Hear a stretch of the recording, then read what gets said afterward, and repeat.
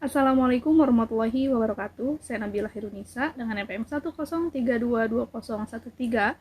Perkenalkan, nama saya Pian Ginanjar dengan NPM 10 12 22 29. Perkenalkan, nama saya Lina Nur Apriliani dengan nomor NPM 10 12 21 01. Perkenalkan, nama saya Risma Salwa Alifa dengan nomor NPM 10 12 21 02. Perkenalkan, nama saya Siti Supiah dengan NPM 101222100. Saya Mega Nur Kartini dengan NPM 10 12 21 28. Perkenalkan, nama saya Septi Setiaji, NPM saya 101222151. Dari kelas C4 Prodi Manajemen. Video ini kami buat sebagai pemenuhan tugas evaluasi akhir semester 3 dari mata kuliah Manajemen Operasi.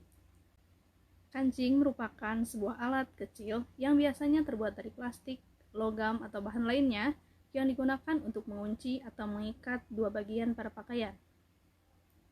Pak Muzaini merupakan narasumber yang kami wawancarai sebagai pengrajin sekaligus pemilik home industri kancing limbah plat kaleng yang berdomisili di pusat kota, yaitu di daerah Pungkur.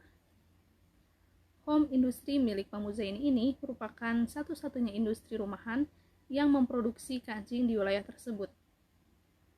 Nah, maka dari itu, kami tertarik untuk menganalisis data kecacatan produk pada home industri milik Pak Muzaini. Spesifikasi produk. Kancing yang diproduksi oleh Pak Muzaini ini terbuat dari bahan limbah plat kaleng dan kawat baja yang didaur ulang, kemudian dipotong, diembos, dan dibentuk sehingga menghasilkan bentuk kancing sesuai dengan pesanan customer. Bagian kancing yang diproduksi terdapat dua bagian, yaitu kap bagian depan dan kap bagian belakang, yang ternyata warnanya pun sedikit berbeda. Salah satu perbedaan adalah pada warna plat kaleng, yaitu kap bagian depan berwarna kuning cerah, sedangkan khusus kap bagian belakang berwarna kuning pudar. Di sini saya akan menjelaskan mengenai proses produksi kancing dari limbah plat kaleng dan kawat baja yang diproduksi oleh Pak Muzaini. Yang pertama yaitu pembelian bahan baku limbah plat kaleng dan kawat baja. Yang kedua pemilihan warna bahan baku. Yang ketiga yaitu pembuatan kap bagian depan kancing, yaitu diembos atau dibentuk sesuai dengan logo yang dipesan. Yang keempat lalu dicembungkan untuk membedakan kap bagian depan dengan kap bagian belakang.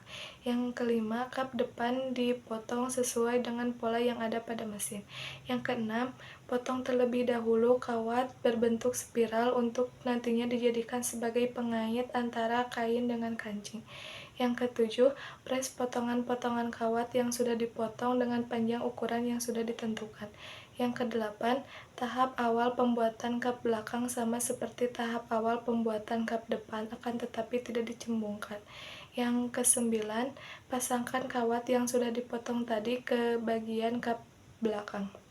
Kemudian pasangkan kap bagian depan dengan kap bagian belakang yang sudah dipasang kawat untuk selanjutnya dipres sehingga membentuk kancing. Di sini saya akan menjelaskan mengenai kecacatan produk yang ada di bab 3.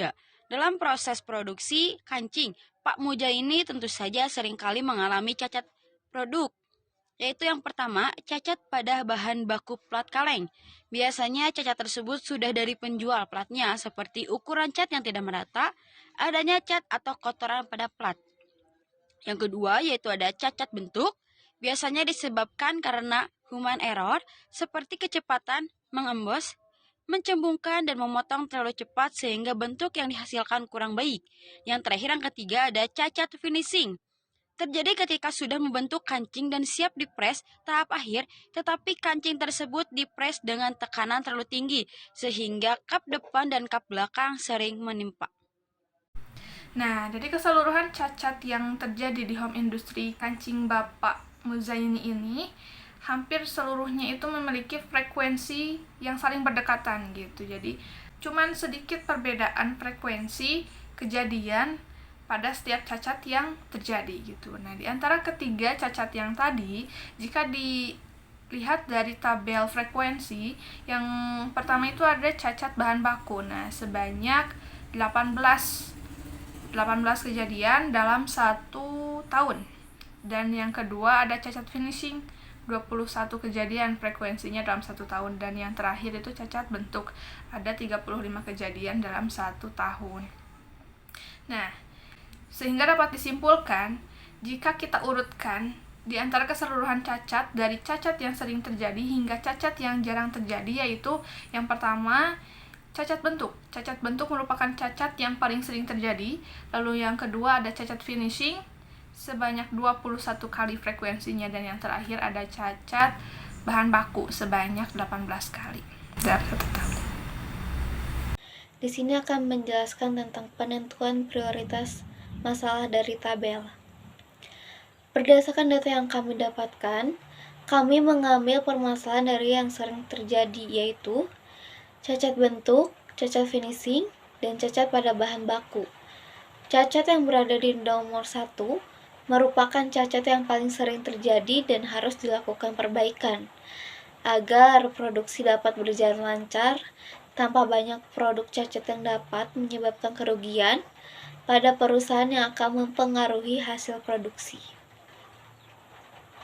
Nah, setelah ditentukan skala prioritas, manakah salah satu masalah atau cacat yang sangat krusial, yang sangat banyak frekuensinya, yang frekuensinya memiliki tingkat tertinggi, selanjutnya kita melakukan metode fishbone untuk mengetahui apa saja yang menjadi penyebab dalam masalah tersebut, yaitu cacat bentuk tadi.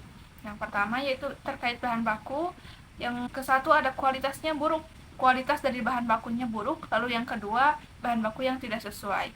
Lalu ada faktor dari manusianya juga. Yang pertama yaitu salah mengoperasikan mesin sehingga menghasilkan produk yang cacat dalam bentuknya, dan yang kedua yaitu operatornya kurang mampu untuk mengenali cacat bentuk, sehingga pada proses QC kancing-kancing yang cacat bentuk tadi dimasukkan ke dalam lolos QC, sehingga cacat produk tadi tidak bisa diselamatkan. Yang ketiga yaitu ada faktor mesin. Yang pertama karena kesalahan pengaturan atau kalibrasi mesin. Lalu yang kedua ada kestabilan mesin, ya, mesinnya kurang stabil sehingga dapat menyebabkan cacat pada bentuknya.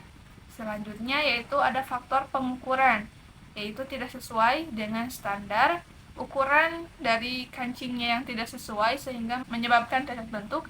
Dan selanjutnya ada pengaruh dari metode kerja, yaitu kurang pencahayaan untuk melihat detail kancingnya, sehingga ketika saat proses bekerja si detailnya itu kurang bisa dilihat secara teliti sehingga menyebabkan cacat produk tadi. Yang terakhir yaitu pengaruh pengawasan. Yang pertama, kurang pengawasan dan pengendalian.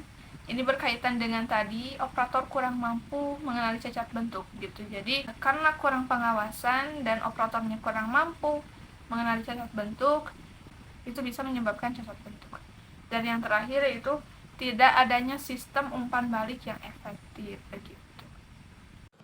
Selanjutnya di sini ada kesimpulan. Bisa saya simpulkan dari awal sampai akhir pembahasan secara keseluruhan, home industry Pak Muadzini dan Bu Susi yang berfokus pada produksi kancing menawarkan berbagai manfaat ekonomi, termasuk pendapat tambahan, fleksibel waktu, dan dukungan terhadap ekonomi lokal. Meskipun demikian, terdapat beberapa cacat produk, terutama cacat bentuk, yang memerlukan perbaikan untuk meningkatkan kualitas dan efisiensi produksi. Cacat bentuk menjadi permasalahan utama, dengan beberapa penyebab potensi seperti kesalahan dalam proses produksi, penggunaan bahan yang tidak tepat, dan kestabilan mesin. Langkah-langkah perbaikan yang diusulkan seperti pelatihan ulang kepada operator, evaluasi bahan baku, dan perawatan mesin diharapkan dapat mengurangi frekuensi cacat dan meningkatkan hasil produksi.